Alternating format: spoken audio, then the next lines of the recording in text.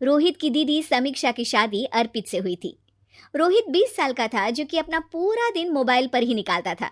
कभी पबजी खेलता तो कभी यूट्यूब चलाता। एक दिन अर्पित और समीक्षा समीक्षा के मम्मी पापा से मिलने आते हैं और देखते हैं कि रोहित मोबाइल से हटने को तैयार ही नहीं है।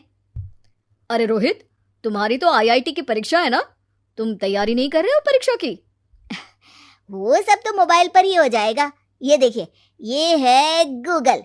इससे जो भी पूछो वो सब बता देता है। तो आखिर कागज क्यों बर्बाद करूं? अरे पर तुम इन प्रश्नों की तैयारी बिना लिखोगे कैसे?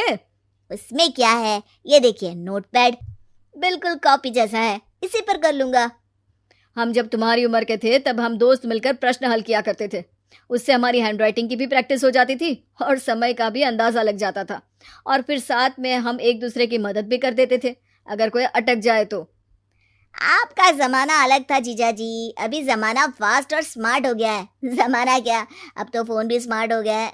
समय के साथ बदलना पड़ता है जीजा जी।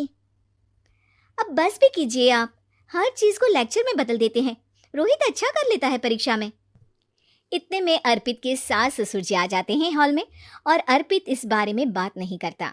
हालांकि अर्पित को लगता तो है कि पूरी तरह मोबाइल पर लगे रहना सही नहीं है, पर वो इस बात को और नहीं छेड़ता।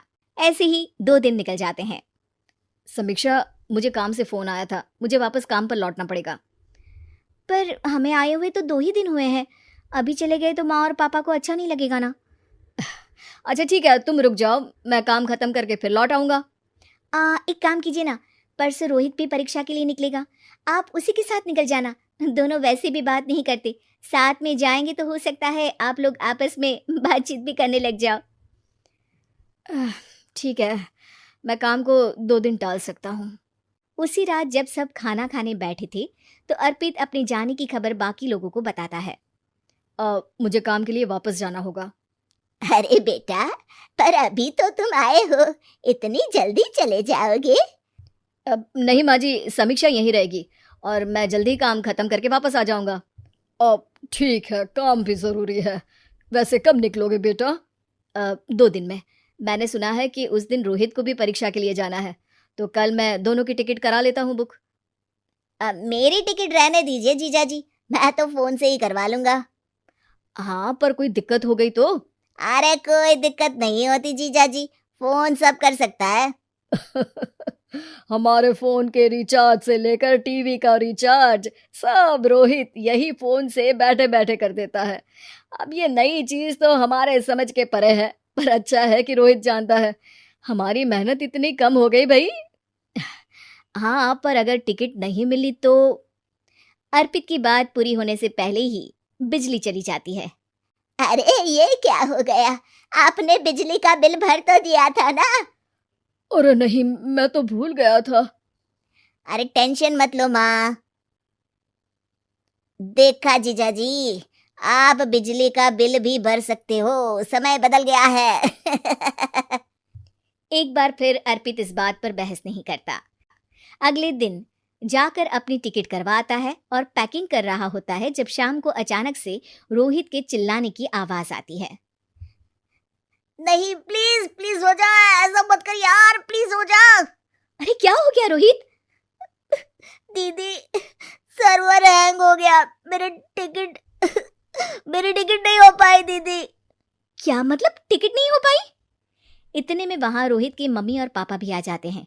अरे क्या हो गया? माँ, मेरा टिकट नहीं हो पाया, सर्वर डाउन हो गया। अरे पर तूने तो बोला था कि हो जाएगा। हो जाता है, पर अब क्या करूं, ये क्या हो गया?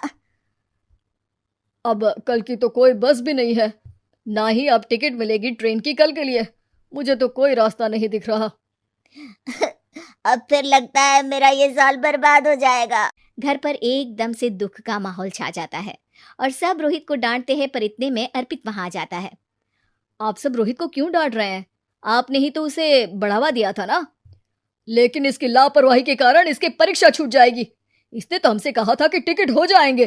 हे भगवान, अब क्या होगा?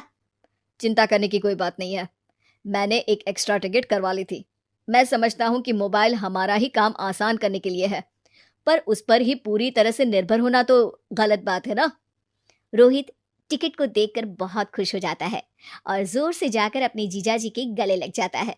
सॉरी जीजाजी, मुझे आपकी बात ध्यान से सुननी चाहिए थी, पर थैंक यू सो मच। हाँ बेटा, तुमने तो इसका भविष्य बचा लिया। शिक्षा, दूसरों से मदद मांगना गलत नहीं, पर दूसरों पर निर्भर हो जाना गलत